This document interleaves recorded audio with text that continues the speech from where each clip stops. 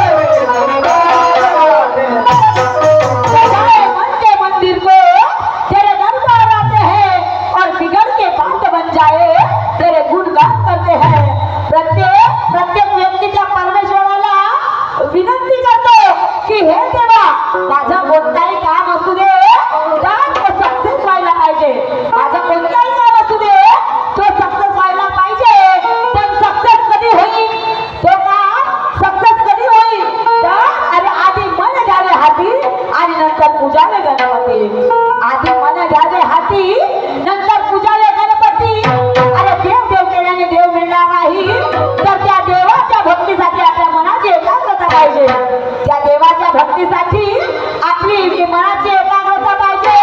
अरे मन मुंडा रे मन मुंडा आणि मगज ब्रह्म ढुंडा.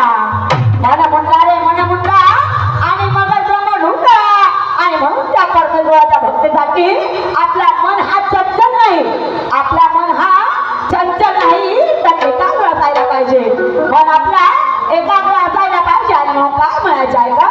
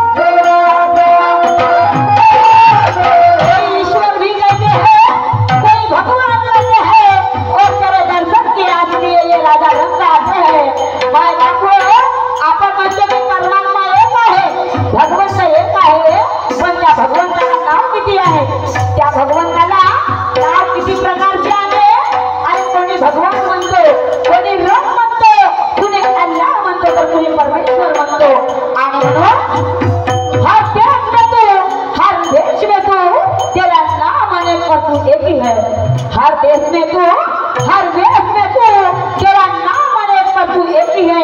आणि म्हणून त्या देवाला नाव नाही. त्या देवाला नाव नाही आणि म्हणून म्हणायचे आहे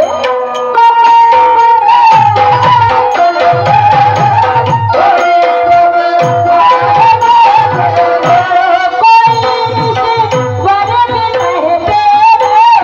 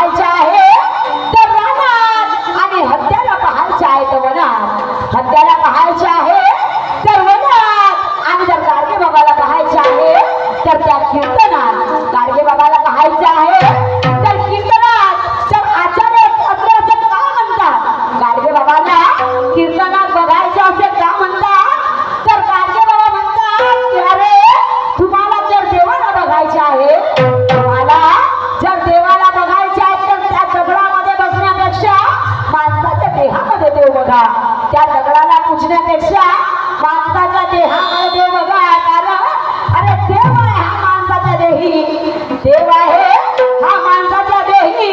आणि फुकट फिरतो तू चारी धामी, फुकट फिरतो तू चारी धामी. आणि म्हणून अरे ते चारही तीर्थ फिरण्यापेक्षा, ते चारही तीर्थ फिरण्यापेक्षा तुला जर देव बघायचे आहे तर माणसाच्या देहामध्ये बघ, माणसाच्या देहामध्ये बघ. आणि मग म्हणायचं आहे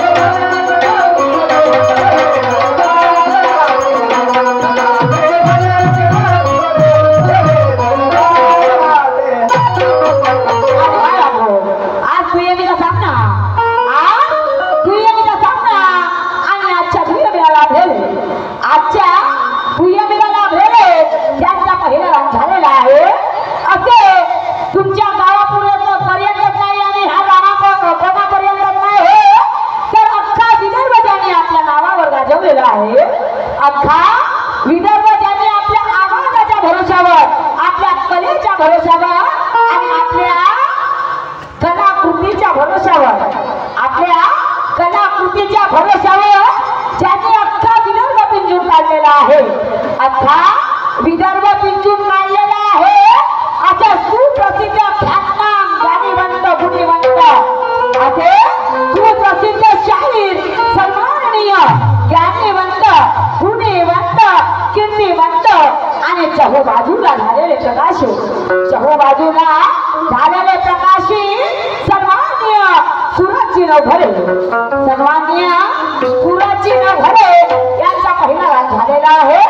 तरी त्यांनी आपल्या गणाच्या माध्यमातून एका सुंदरशा प्रश्नाची विचारणा केलेली आहे.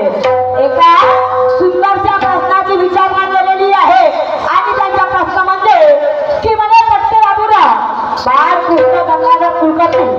बाळकृष्ण गंगाधर कुलकर्णी यांनी म्हणे एक गट लिहिला आणि तो गट लोकशाहीर अण्णाभाऊ साठे यांनी दिला. तर लोकशाहीर अण्णाभाऊ साठे यांनी तो गट नाकारला. तर साहेबांच्या विचाराचे तात्पर्य म्हणजे की म्हणे जे बाळकृष्ण गंगाधर कुलकर्णी पट्टे बाबूराव यांनी जे गट लिहिलं तर ते गट लोकशाहीर अण्णाभाऊ साठे यांनी का नाकारले, यांनी तो गट का नाकारलं आणि जो त्यांनी गट दिलेला आहे तर त्या गणाचे शब्द कोणते, तर सन्माननीय सुरजजीराव घरे जिथं कुठे असा तर त्या गणाचे आधी शब्द सांगते मी, त्या गणाचे आधी शब्द सांगते आणि मग का नाकारला तो का नाकारला याचे कारणही सांगते.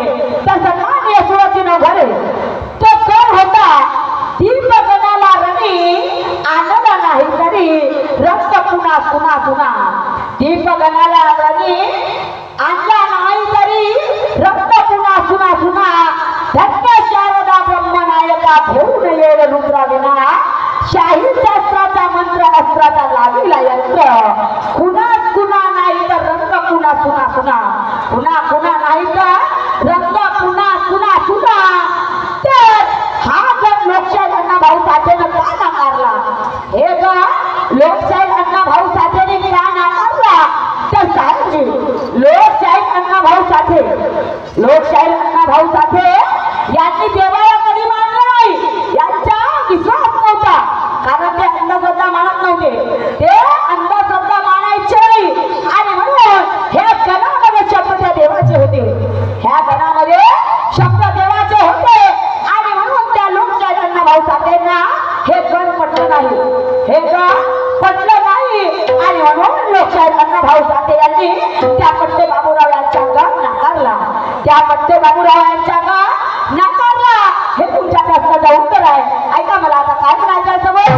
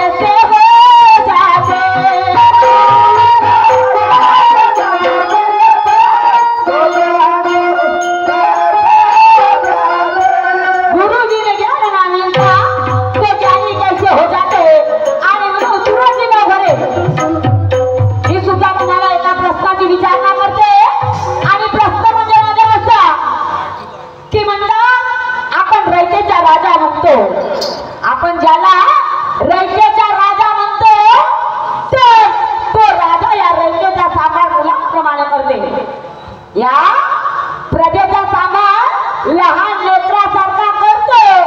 पण साहेबजी आपण ज्याला रयतेचा राजा म्हणतो आणि जो प्रजेच्या मुलाप्रमाणे सांभाळ करतो तर एक राजा असा होऊन गेला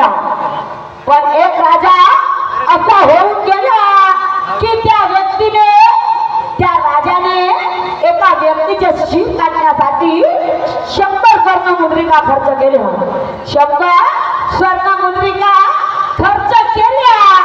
तर मला तुम्हाला हे विचारायचं आहे साहेबजी, आणि तेवढंच नाही तर अजून कितीतरी त्याने शीर कापले, असे त्यांनी कितीतरी शीर कापून टाकले. तर मला तुम्हाला हे विचारायचं आहे की त्यांनी एवढे शीर कापले, रक्ताच्या नद्या वाहिल्या, रक्ताच्या नद्या वाहिल्या. तर तो राजा कोणता, तो राजा कोणता ज्याने त्या व्यक्तीचे शीर कापले. त्या व्यक्तीचे शीर कापले कशासाठी, फक्त त्या 100 स्वर्ण मुद्रिकासाठी, त्या 100 स्वर्ण मुद्रिकासाठी. तर तुम्हाला सांगायचं आहे साहेबजी की त्या मागचं कारण काय, शीर कापण्या मागचं कारण काय, आणि ज्या व्यक्तीचं शीर कापले त्या व्यक्तीचे नाव काय, त्या व्यक्तीचे नाव काय, आणि त्या राजाचे नाव काय, त्या राजाचे नाव काय. म्हणून जाऊया आपण मग शेवटी काय म्हणायचं आहे.